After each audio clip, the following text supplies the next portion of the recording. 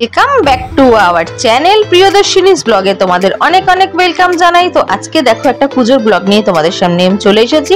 তো এটা হচ্ছে পৌষের কালীবাড়ি, মানে শ্যামনগরে পৌষের কালীবাড়ির নাম সবাই তোমরা শুনেছো।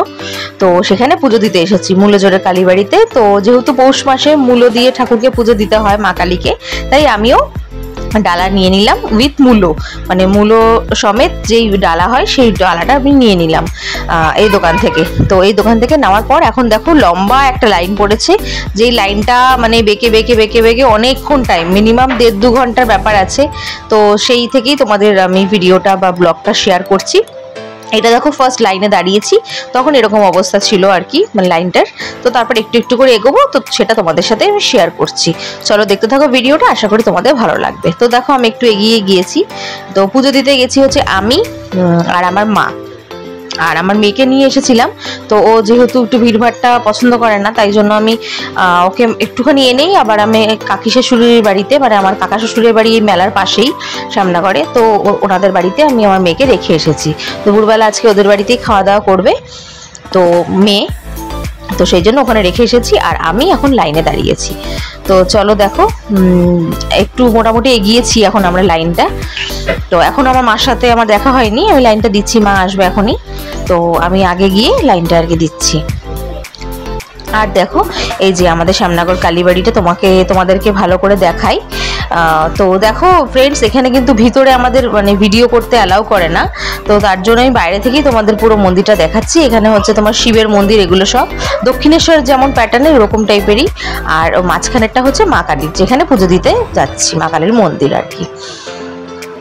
তো দেখো শীতকালে রোদ্দুরের মধ্যে দাঁড়িয়ে ভিড়ের মধ্যে বেশ ভালোই লাগছিল, আর লাইনটাও বেশ প্রচুর ছিল।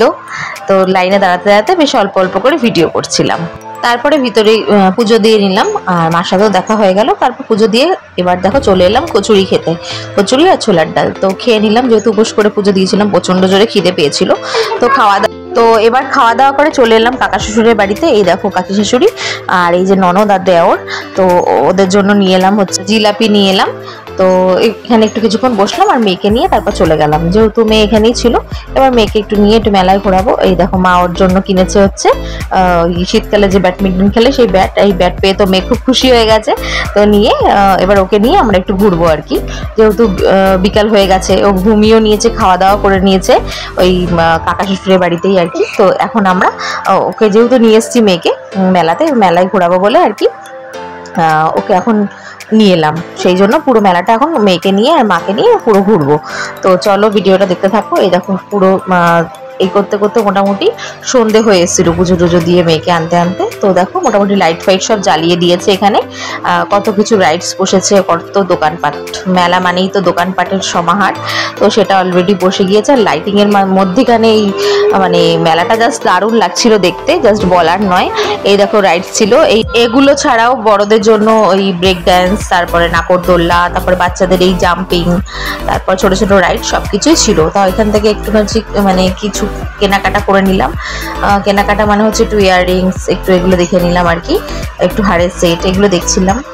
তো কেনাকাটা মানে সেরকম ভাবে করা হয়নি, কারণ তার আগে একদিন এসে আমি হাজবেন্ডের সাথে কেনাকাটা করে নিয়েছিলাম। তো সেদিনকে যেহেতু ন্যাচারালি পুজো দিতেই এসেছিলাম, তো পুজো দিতে দিতে যেহেতু সন্ধ্যা হয়ে গেল, তাই জন্য একটু মেলাটা জাস্ট ঘুরে নিলাম আর কয়েকটা জিনিস কেনাকাটা করে নিলাম। তো তারপরে দেখো পুরো মেলাটা এখন ঘুরছি।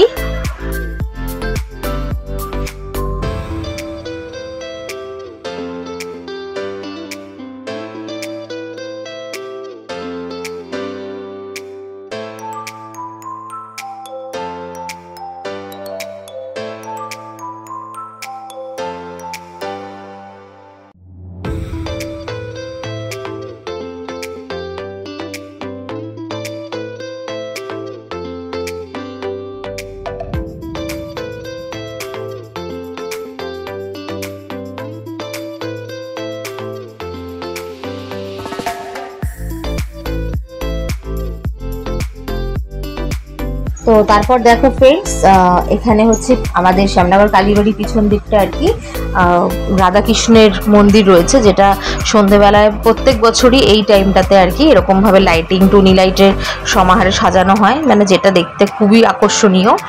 আর মানে দৃষ্টিটা এখানে সবার নিক্ষেপ করে আর কি, সবাই মোটামুটি সন্ধে হলেই এই রাধাকৃষ্ণর মন্দিরে চলে আসে দেখতে। তো আমরাও যথারীতি তাই করলাম, কিন্তু এখানে একটাই ব্যাপার যে রাধাকৃষ্ণর মন্দিরের ভিতরে কোনো ফোন কল অ্যালাউড নেই, মানে ফোনে কথা বলাও অ্যালাউড নেই আর ফোনে ফটো তোলাও অ্যালাউড নেই। তো সেই জন্য মন্দিরের সামনে গিয়ে ভিডিওটা আমি করতে পারছি না।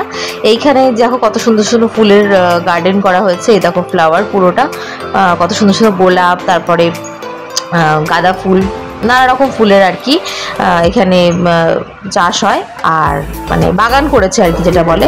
আর এখানে কিছু দাঁড়িয়ে ভিডিও করে আর ভিতরে প্রণাম করে তারপর চলে এলাম বাড়িতে। আর এসেই দেখো মেয়ে তো ওই ব্যাট দুটো পেয়ে খুব খুশি ওর দিনের কাছ থেকে, তো ওই খেলা খেলছে আর কি। তো এই ছিল আজকের ব্লগ। যদি তোমাদের ভালো লেগে থাকে তাহলে ভিডিওটা লাইক করে দিও।